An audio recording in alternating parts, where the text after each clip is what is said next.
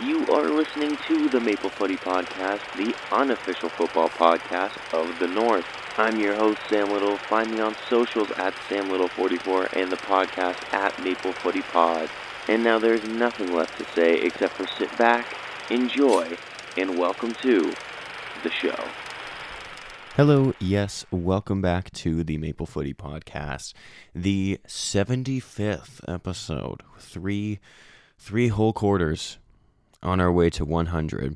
Ain't that crazy how time flies? But you know me, you know how we do. So first we're going to start with the Maple Start and get a little CPL action to talk about as well. They'll move into the Prem recap, and just as a full disclosure, I'm recording this before Nottingham Forest and Crystal Palace play, but we'll kind of discuss possibilities for Forest, I guess, because Palace don't really have a whole ton to play for league-wise at the moment. But yeah, we'll kind of discuss some possibilities for Forest, like I said, about what this could mean for their season, given a win, loss, or draw. And then, of course, yeah, just the huge, the 8 segments and whatnot, and the Maple Start. So why not start with the Maple Start?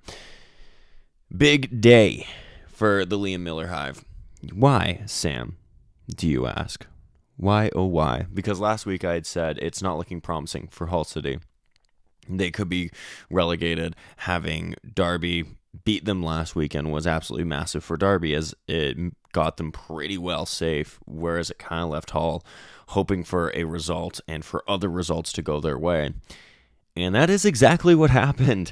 They get a draw, which evidently was enough, as Luton, who was in the Premier League last year, lost, and they go down. So Luton back-to-back relegations from the Premier League to the Championship. Now they're going into the 3rd division. Hull stay up. That's absolutely massive. Like I was saying last week, I was kind of worried for Liam Miller as he's coming back from a big-time injury. And then we'll also be trying to get into the Canada squad and the Hull City squad, if he stayed, of course, having been relegated. And then I was very concerned for him being one of the head of the Liam Miller Hive here on Maple Footy. I was very concerned for him, but alas, I don't have to be concerned for him because Hull stay up. So hopefully that is the first of good news for Hull and Liam Miller. Now, next step is, of course, Liam Miller getting back into the squad, getting back healthy, and all that fun stuff that comes after a big-time injury. But yes, Liam Miller Hive, we are so up. Some stories coming from our boys playing in Europe. Firstly, Moise Bombito started on Friday night for Nice as they secured a 1-0 win in their hunt for European football. Next season, Moise Bombito had a man-of-the-match level display. He was absolutely class. But it's not all good news for Bombito, as he will have surgery at the end of the season for an injury to his wrist. Why are you bringing this up, Sam?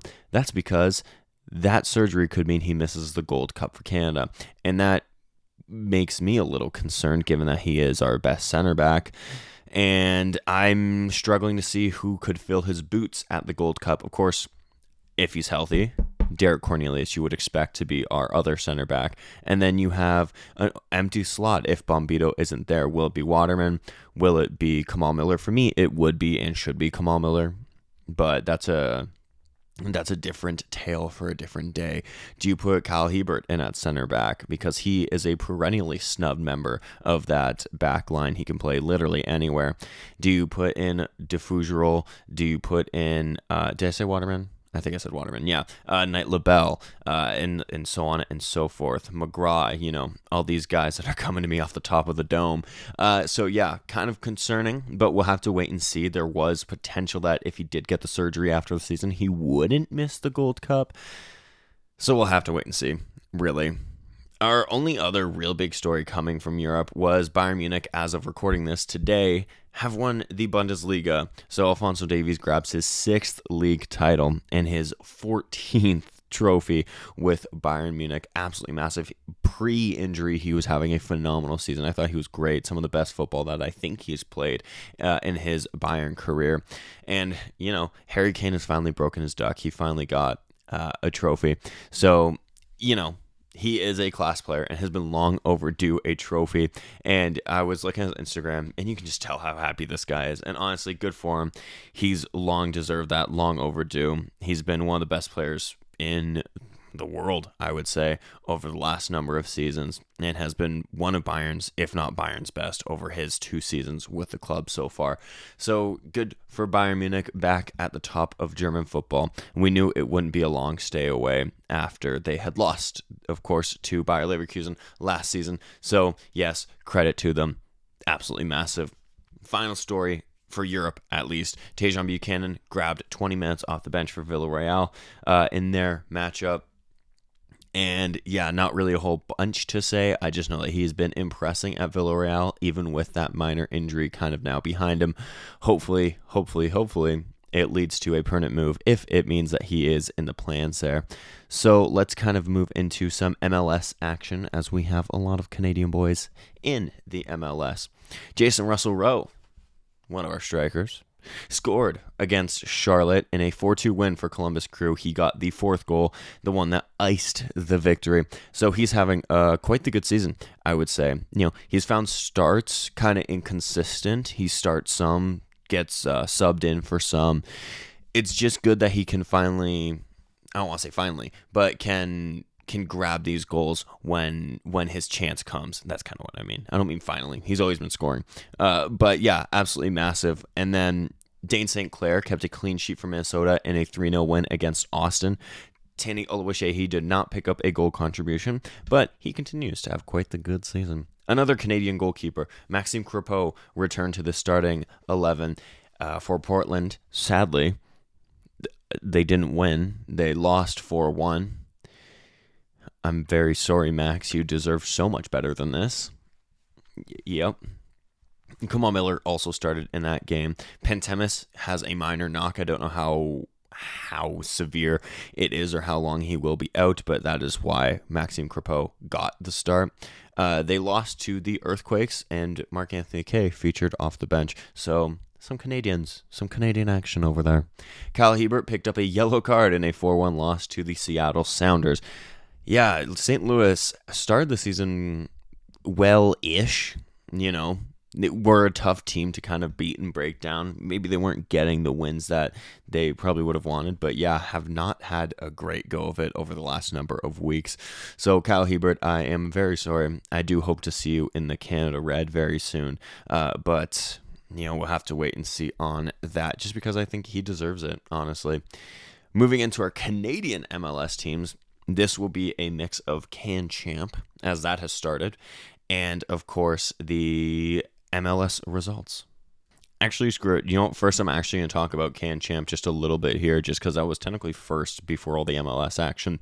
So I'll talk about Can Champ, and then talk about our MLS Canadian teams, and then talk about the CPL and the move into the Premier League. So Atletico Ottawa and Cavalry are both through to the next rounds, as Ottawa won their match 2-0 and Cavalry won 6-0 over Scottish Edmonton. So those two teams will be moving on. Toronto FC and Montreal went all the way down to penalties to decide a winner. Theo Corbeanu was the talking point of the game, having grabbed a great goal and a great assist, but sadly missed his penalty in TFC fashion. Tyree Spicer grabbed the other goal for Toronto FC, also missed his penalty, which kind of feels like that sums up TFC season. When they have even just a little bit of a glimmer of hope, it's kind of just taken away.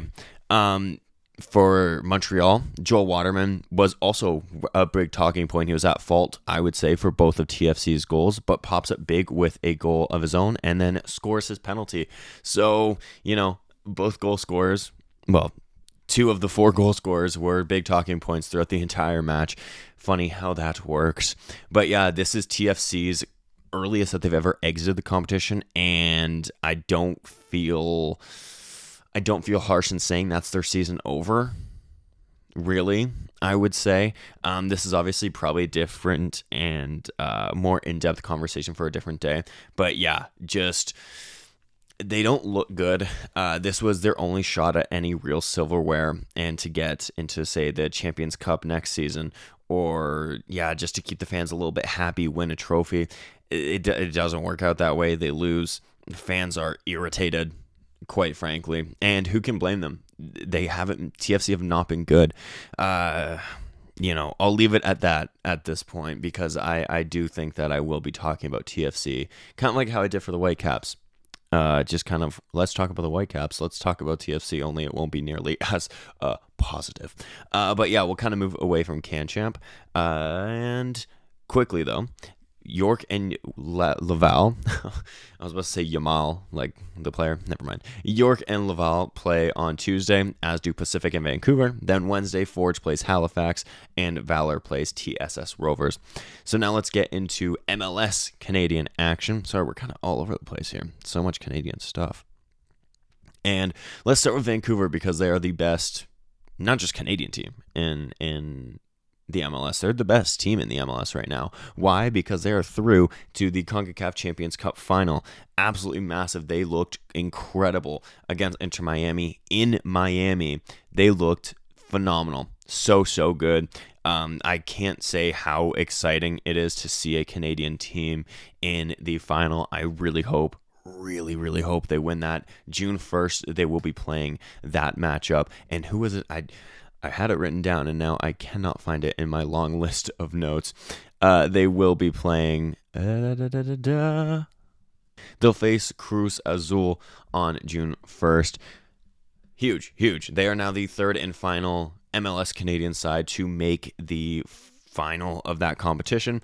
And if they do win it, they will be the first Canadian side to win it. Of course, Cruz Azul are a very good squad, so it will not be easy, but Vancouver looking incredible at the moment.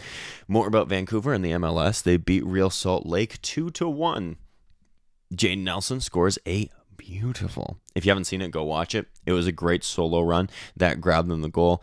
Absolutely massive. It was so good. Ralph Priso technically gets the assist on that, so another Canadian balling as well. Ali Ahmed came into that match as well. So, yeah, how can you not be happy? Sam Adekubi also got some minutes too. So, yeah, we're very happy with the Whitecaps. They are the best performing, not just Canadian, but just best performing MLS team at the moment. I'm not going to spend too much time on TFC and Montreal, as they both lost. TFC lost at home to the New York Revolution 2-0.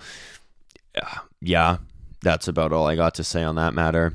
And Montreal at least put up a fight in their game against Philadelphia. They still fell 2-1. And not many happy fans for either side. If you just take a look at BMO Field, it's more than half empty, at least in Montreal. They still seem to be pulling a relatively good crowd, but yeah, both a far cry from what those clubs used to be. And it just sparks a whole different conversation that we're just not going to open on this day, but rest assured, I'm sure I will open that conversation in due time. So let's talk about the CPL as well. It was another good weekend of CPL action. Started out on Friday, Cavalry went to York and won 2-1. That is the North Star Cup champions' first win of the season, and most likely the first of many, let's be honest.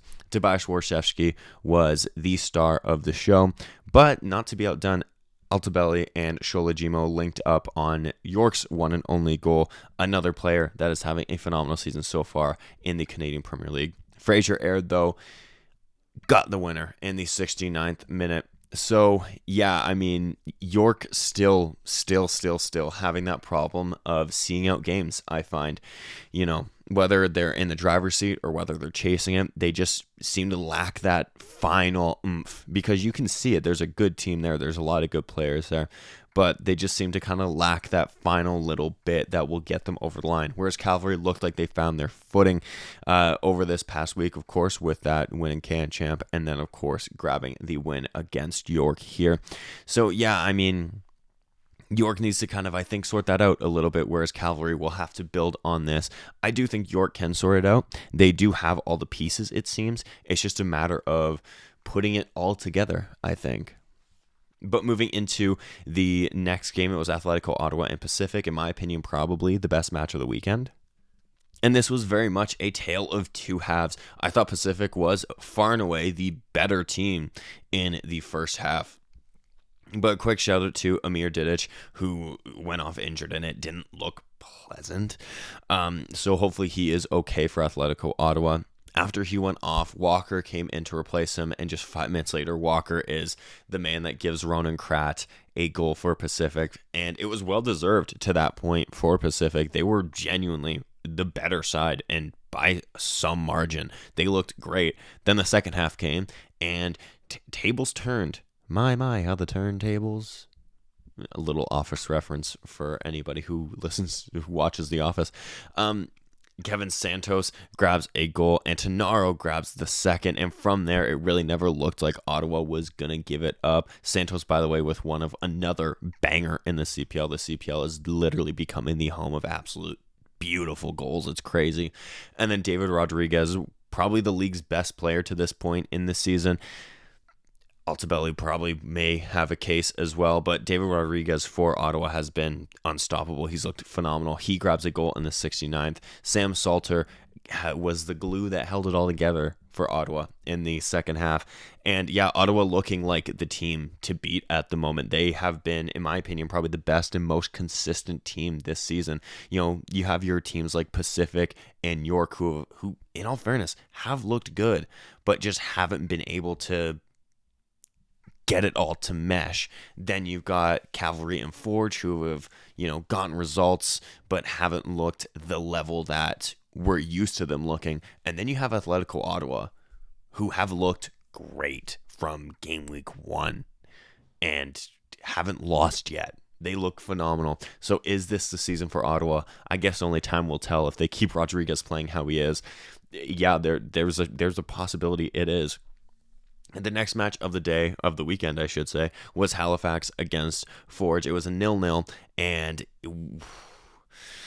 we're going to have to wait and see how that affects the Can Champ game. It makes me a little bit nervous as a Forge supporter because, yeah, I was really thinking that Halifax was probably going to win this, and then Forge was going to win the Can Champ one. But after this, both teams looked pretty even. It wasn't the best of games. I thought Forge looked kind of slow. And that's felt like Forge for the last couple of game weeks. They looked really good in the first 2 games of the season. Now these last few, they kind of just look lackadaisical. They don't look fully gelled. I don't know what's going on. Maybe it's just, I don't know. It's just not working at the moment. And it's not like they don't have the players. The players are still very good. It just needs to kind of click. And I think it will click. These guys are too good for it not to click. I mean, you don't get 4 championships if you're not good enough, and they more than are. But yeah, it just wasn't really clicking on the day. A special shout out to Ben Payton, though, who I thought was phenomenal. He was, for me, the man of the match. I know Mayor Jaguar got the man of the match, the official one, but Ben Payton gets the Maple Footy man of the match. He was playing left back. Of course, he's naturally a midfielder, but can play left back. He stepped in for Yevremovich. And yeah, he looked very good. Hardly put a foot wrong. Had to deal with some very talented boys on Halifax. Rhea, Diaz, Bahambula, Probo. None of those are that easy to deal with, but Ben Payton did. And I would love to still see him play in the midfield, but if he's going to look that good at left back, then I can't say I blame Bobby Shamir-Niornis for playing him at left back. But yeah, we'll see what these 2 teams can cook up for us on Wednesday night. The final game of the weekend was Vancouver FC against Valor, and Vancouver gets their first win of the season. And as someone who has been silently going, yeah, I think Vancouver could maybe do something this season, this was massive because Vancouver, I think they've deserved it. They've looked, outside of getting pretty well destroyed by Ottawa in their game, they haven't really been super duper outplayed. Do you know what I mean? Like, they've been in every game and have shown that they have the quality and the class, and they just need to get it all together. And they did on this day. So I'm very happy for Vancouver. Also, Valor had 2 guys sent off, which is kind of crazy. But yeah, good for Vancouver. And it was a good season. Good game week of the season for the CPL. So that will wrap up the CPL talk until the end of this episode, as at the end I will do my predictions for the next game week of the CPL. But for now, let's talk a little bit about the Premier League, the English variety, that is. Alrighty. let's talk about the English Premier League. And if you've been around for the last 75 episodes, you may or may not know how this works. So first we do match of the weekend, biggest winners of the weekend, biggest underperformers of the weekend, best performance, moment of the weekend, relegation zone, European places, title, race. Although those last two have already been confirmed, so it makes for a quick end. But yeah, let's start with match of the weekend. And I've got two here on tap. So firstly, just as of today, as of recording this, Brentford and Manchester United, 4-3. Wow. Brentford just seems to be that team that they're just difficult to beat, and they've had a pretty good season, to their credit. Of course, it doesn't look like it's going to result in they didn't get a European place, but they had a very good season so far to this point. And yeah, it was one of those games where it was just a high-scoring affair. Both teams kind of just went out there and decided to just go, screw it, let's have a good old fun kickabout. And that's exactly what happened. Manchester United had a relatively switched up squad from the team that they've been playing in the Europa League, as of course Europa League is their saving grace for this season. So we'll kind of have to wait and see how that pans out for them. Whereas with Brentford, it was Schade who stepped up and really had quite the good game, as he has a couple of times this season. Of course, Wissa and Mbomo have been the guys stealing the headlines for Brentford, as they should. They've been phenomenal. But Schade has been quite good as well this season, having himself, you could probably say, a breakout season. But yeah, just one of those games where it was just highly entertaining, a lot of fun for a neutral, and Manchester United, of course, loses at the end of it. Mason Mount did open the scoring. Boo, boo. He opened the scoring in the 14th minute. Then Luke Shaw opened the scoring for Brentford with an own goal. Then Schade grabbed his first goal of the game in the 33rd. Then the 70th, he grabs his second. Johan Wissa really puts the game to bed in the 74th. Manchester United tease a late comeback with Garnacho grabbing a goal in the 82nd. Then the 95th, Amad Diallo scores. And I believe that might be his returning match. Someone would have to don't quote me on that and tell me if I'm wrong. But yeah, just one of those games that's fun. Kind of gave off the end of season kind of vibe where neither team has much to play for in the Premier League. So it's either going to be a terrible game or it's going to be a great game where everybody just goes, screw tactics, let's go out and have fun. And they chose the latter. The other game I would have to say would be Everton and Ipswich. Ipswich are, of course, going down, but it didn't stop them from having a little bit of fight on the day. They're going down at least, I guess you could say, a bit respectably. Maybe. In the 26th, Beto gets the first goal for Everton. Then Dwight McNeil grabs the second. And you're thinking, oh, poor Ipswich. But of course, Enciso grabs a goal for Ipswich. And he is on loan, so I'll be interested to see what happens to him, because he's on loan from Brighton. I'm not sure if Brighton sees a future for him at the club. I know he kind of broke out into the scene a couple seasons ago, and it felt like he may have been the next Brighton guy to either be a stable member of the team or one of their next big sales, as Brighton does. But now he's on loan to a team that's relegation bound. I'll be interested. I will be interested. George Hurst grabs a goal in the 79th minute to grab Leeds on the mind, because they're coming up, to grab Ipswich, the draw. And yeah, I do still, in a sense, feel for Ipswich. I still feel like they were probably the best of the three relegated sides, in my opinion. Maybe some people would disagree with that, and that's totally okay. I don't think any of the relegated teams were phenomenal by any stretch of the imagination. But they at least felt like they wanted to put an effort in. Southampton felt DOA. And Leicester just kind of felt like they never really truly cared. Whereas at least Ipswich, whether they won, lost, or drew, it at least felt like they wanted to put up a fight. And I do find that respectable, at least. But yeah, in the end, this result really doesn't affect either team. Ipswich are still going down. Everton will be finishing in around 16 to 12 or wherever they're going to end up landing. But yeah, so that's big for Ipswich, at least, to go down, getting another point, I suppose. But let's move into our next little bit here. Biggest winners of the weekend. I feel like of the teams that won this weekend, there weren't many where I was like, oh yeah, that's massive for them. Like that really changes things. Probably because half the positions to play for, brackets, the title or relegation, have already been confirmed. So now you're kind of just looking at Champions League spots.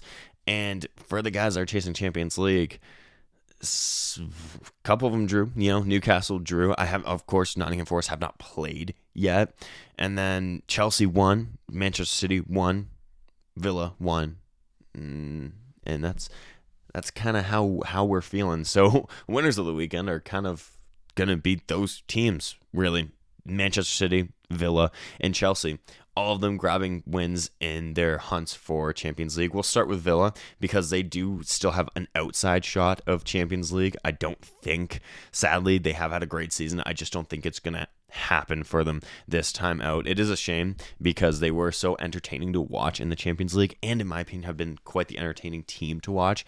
But as I've kind of said all season with these Champions League chasers, none of them have been like consistently great. Like City, Newcastle, Chelsea, Forest, Villa, and Bournemouth at a time were chasing Champions League. Not anymore. They're kind of out of it now. Well, more than kind of, they are out of it. But they were all relatively inconsistent, despite some of them being extremely entertaining to watch at times. None of them could find that consistency, and I think that's what's going to end up biting those that don't make it in the end. Like Villa and Forest, I'm just using them because they're the ones that are currently outside the Champions League spots, but of course that could change. But say Villa and Forest stay where they are and don't make Champions League, you're going to look back and go, it was those moments of not being consistent that ended up costing them.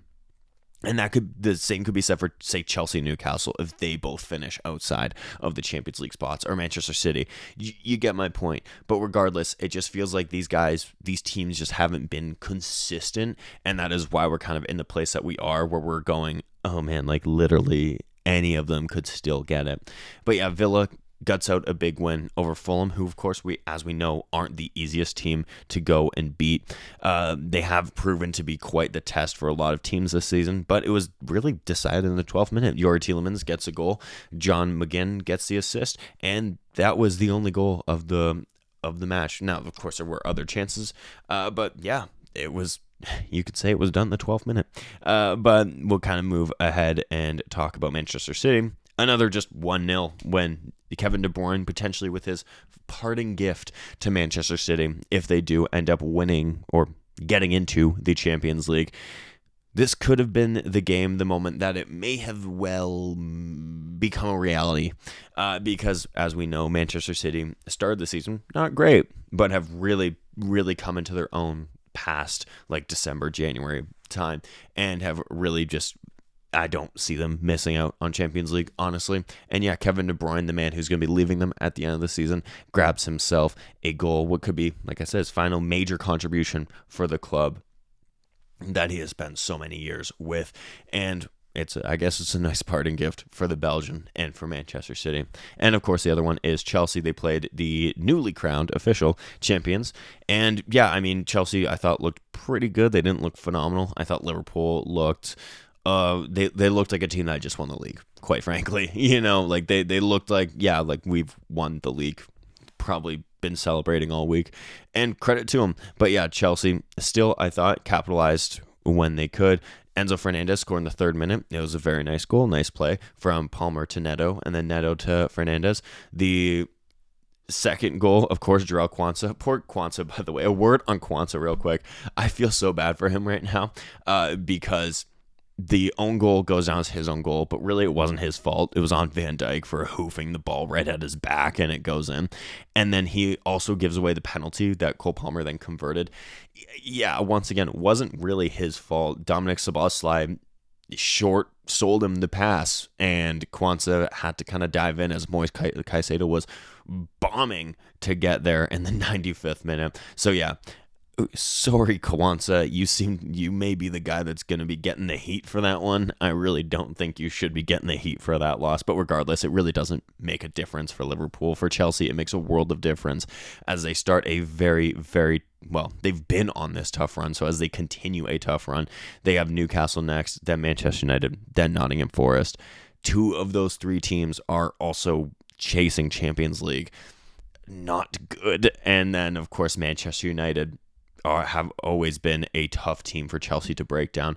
So we'll have to wait and see. And of course, Chelsea are away to both Newcastle and Nottingham Forest. So if Champions League places aren't confirmed at those times, oh boy, those grounds will not be fun to play at, and those fans will feel like the 12th man for both Newcastle and Forest. I'm not looking forward to it, but hopefully this is a good sign of things that could come.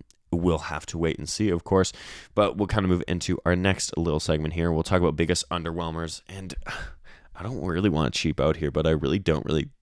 There wasn't really a big time underwhelmer this weekend, honestly. So you know what? We're just going to put Arsenal in there because why? I don't like Arsenal, and they lost. So that's why. And they, of course, don't have much to play for in the league anymore. They have Champions League all but confirmed for them next season, and all their sights are on Champions League as they go to Paris with a 1-0 deficit to overcome. Obviously, that is more than doable, but PSG look quite good, so I'm hoping PSG pulls it off. But yeah, Arsenal, really, this is really just me being a bit harsh, but they lost, so I'll put them in here. They were up 1-0, and then Howson scored, and then Evan Nielsen scored, and really neither team have a whole ton to play for at the moment. Bournemouth have like the most the outest of outside shots at like maybe like Europa Conference League, like maybe. But that's really it. As I said, Arsenal, all eyes are on the Champions League for them. So actually, you know what? A big time underwhelmer this weekend. Not because they lost. It's Newcastle. They drew. They had an 89th minute penalty that grabbed them this draw. But at this moment in the season, ow, I just hit my hand on the desk. At this moment in the season, any point dropped feels like it's not good. So, yeah, that's my bad for totally missing Newcastle part of this. So, yeah, they're going to be my underwhelmers. Just because, yeah, they're chasing Champions League. Of course, have Chelsea next. Yeah, it's Chelsea next. They have Chelsea next at home, so that could be good for them. But, yeah, it's tough when you're in this position at this moment in the season, as any point dropped feels like, oh my, that could be the ones. Like, is that the one that costs us our spot in Europe next season? It could very well be. I don't think so. Newcastle feels like they're in fine form. So even with this one dropped, and say, hopefully they lose to Chelsea next weekend, like I said, hopefully, they still have Arsenal and Everton. Once again, not super easy at all, but definitely with the form they've been in, doable, especially with Arsenal. They really, like I said, won't have much to play for, and say they make it to the Champions League final, I'm gonna assume that a lot of their big time guys might get rested to kind of help prep for the Champions League final. That's of course if Arsenal do make the Champions League final. And then Everton, another team that come the end of the season won't have anything to play for. So Newcastle could be okay if they also say lose to Chelsea. Please lose to Chelsea. They could be okay. But yeah, I don't see them really missing out. But it is a possibility, especially with a draw. Anything can happen. So we'll move into our best performance of the weekend. I'm about to be a little bit Chelsea biased here. So I'm just going to shout out 3 Chelsea players here. 4. Quickly, a word on Enzo Fernandez. I do think he's been class. I've seen a lot of discourse, mainly around Chelsea fans, shocking, that Enzo hasn't had a good season. I think Enzo's been a top 3 performer for us this season. I think he's been great. This has been his best season in a Chelsea shirt. He's been great. So he's going to get a mention. But now the 3 real ones I want to talk about. Firstly, Romeo Lavia. I thought he was phenomenal.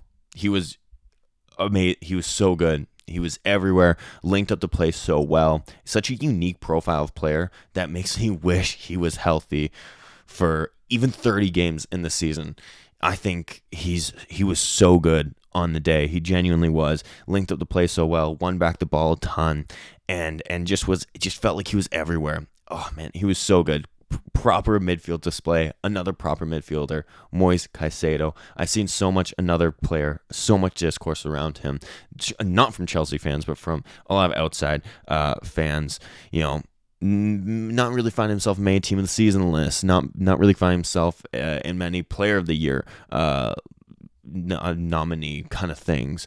Like this is fans, of course. I know that proper publishers haven't really put those out, but Moise Caicedo has been, in my opinion, the best, at least DM in the league this season. He's been phenomenal. And if Chelsea had been more consistent and maybe had a title push, not even won the title, but had a title push, I think you could be claiming him as a potential player of the season. He has been that good. And I know that may come across as biased, but I truly do think he has been that good.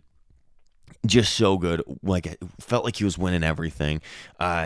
Even the way he passes the ball around and is linking up play, it's such a kind of like Lavia, but in a different way, of course, but just such a different profile of player that I haven't really seen in quite some time.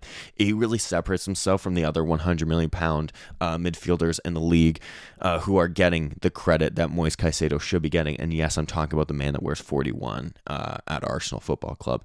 But Caicedo he really just is. He's that player, and he's looked phenomenal. So yeah, I know Chelsea awards are tonight. I'm hoping that he gets Player of the Year for Chelsea. But yeah, my final one for Chelsea at least is Cole Palmer. I thought he would. This was the Cole Palmer from the first half of this season, and last season. He looked so good. He grew into this game so well. He was proper, just controlling Chelsea's attack. Every goal that Chelsea got, he has fingerprints on, even the own goal. It was him that danced through the Liverpool defense a little bit. And then, of course, the penalty breaks his goal drought, 12 in the league without a goal. He was very good. And I would be saying this if he hadn't gotten the goal. Of course, he does get the goal, but take his goal out of it, this was a Cole Palmer performance. And yeah, very happy for those guys. And just like I said, hoping that Chelsea does in fact get that Champions League charge. Another performer that I thought was quite good also plays in London, but not for Chelsea. He plays for Brentford. It is Kevin Schade. He gets how many goals does he have this season? Let me check real quick. He has 10 goals this season. That's kind of crazy. He has 10 goals. I know he got a hat trick earlier in the season, but yeah, this felt like another game that he kind of he had his fingerprints all over. He's causing Manchester United a lot of problems. The defense really couldn't handle him. I know they had a relatively younger defense marking him at least. Of course, De Ligt and Shaw are veterans at this point. But up the field a little bit more, he had some younger guys that he kind of dealt with pretty easily. It felt like anytime he was on the ball, something was going to happen. And in fact, that was the story at least twice in the match, as something did happen as he scored 2 goals. So yeah, another player that I'm very happy for. He's had, as I alluded to earlier in this episode, he's had his breakout season, I would say.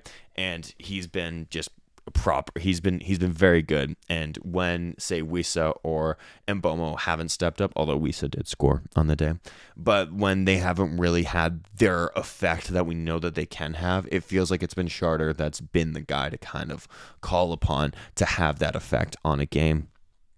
And another boy from London, actually. I did not do this on purpose. I just wanted to give him a special shout out because it is Jared Bowen. He feels like he has been the reason why West Ham have felt even a little bit respectable this season.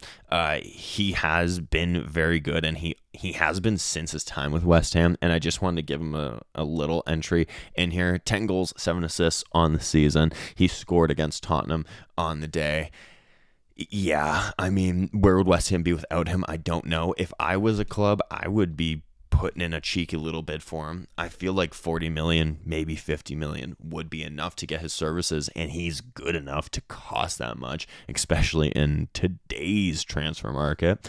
But yeah, I thought he had a very good performance against Spurs as well. And like I said, just wanted to give him a little bit of credit, as he has really been what's kind of kept West Ham a little bit respectable. As I've kind of alluded to in past episodes, it feels like if the bottom three weren't so like bottom three, the relegation battle would have been crazy between like West Ham, Tottenham, United, Everton, Wolves.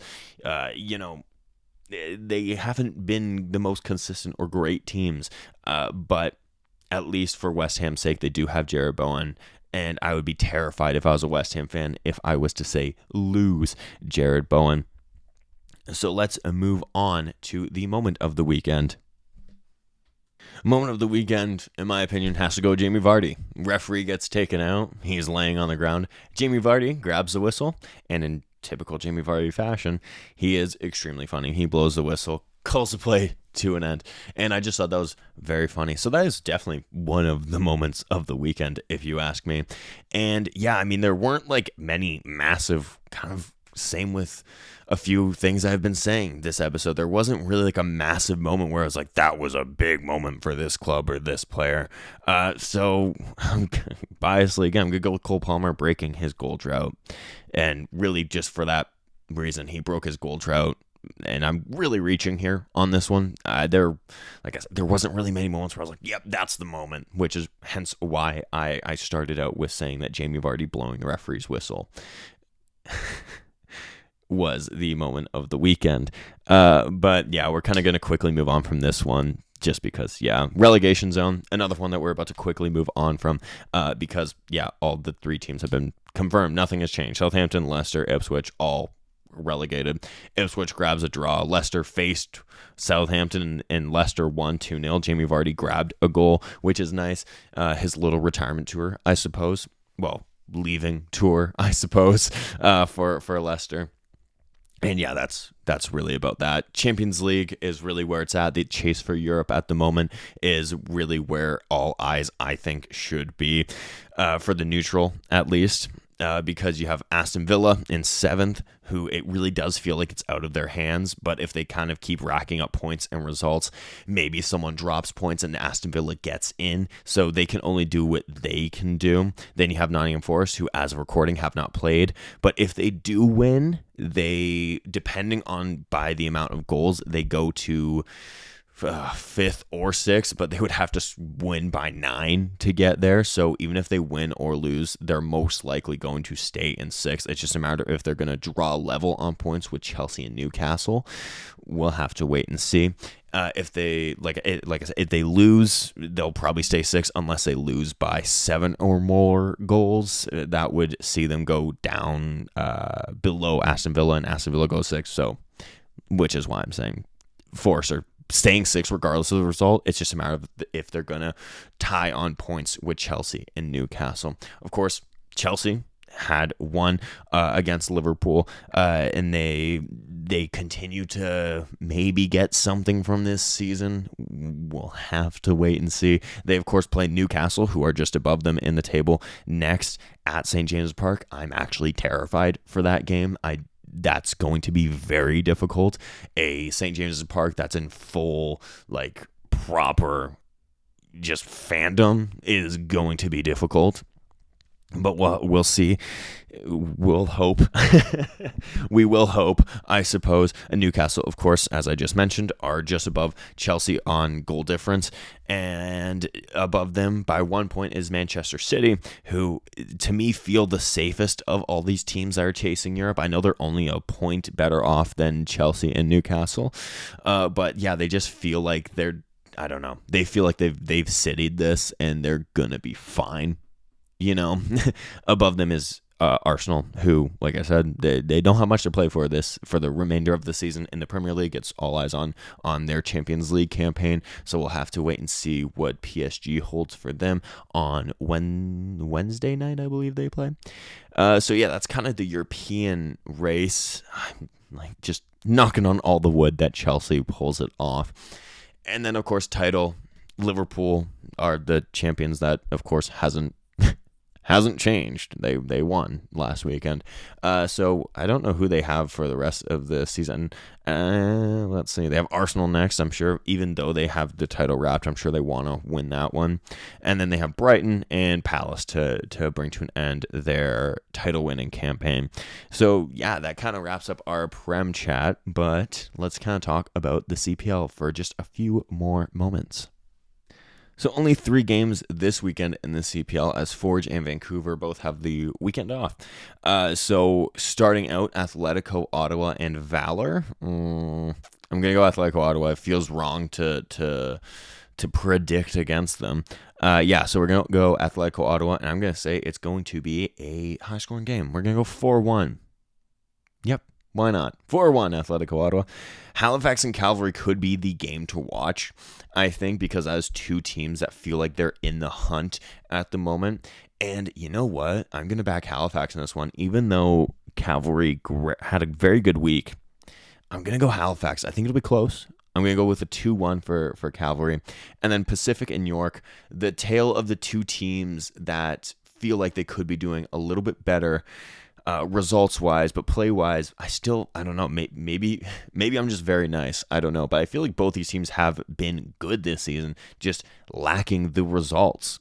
And I do think we're in for a pretty evenly matched game, so much so, I'm going to say it'll be a 2-2 draw. That's what I'll say. If that's what happens, who knows? But yeah, that's kind of how I'm feeling. Remember, Can Champ is happening this week. Just a reminder, York and Laval. I keep on wanting to say Yamal. York and Laval play at 7 on Tuesday, followed by Pacific Vancouver at 10. Then on Wednesday, Forge and Halifax at 7. Valor and TSS Rovers at 8. Of course, you also have Champions League games in there as well. Barca and Inter on the Tuesday, and then Arsenal, PSG on the Wednesday. I want an Inter and PSG final, so I'm gonna say that's what's gonna happen. Watch, it'll be Arsenal and Barcelona. But yeah, we'll say PSG and Inter. I think PSG have looked phenomenal in the Champions League this season, and they have, I'd say, earned a spot in that final. But of course, that's not how football works. It works if you beat the team on the day that you're supposed to. It doesn't matter what you deserve. It matters about what you get. So we'll see there. But yeah, keep watching Canadian football, soccer. And thank you for listening to this whole little episode of Maple Footy. 75, that's crazy. But yeah, thank you so much for putting the time aside to listen to this. I do hope you enjoyed. And yeah, like I said, keep supporting all the Canadian stuff that's happening in the footballing world. And yeah, until next time, cheers, everyone. And that was your Maple Footy podcast. Thank you so much for listening. Check my socials for any and all future updates. Remember to support Canadian football, be kind, and until next time, live, laugh, little.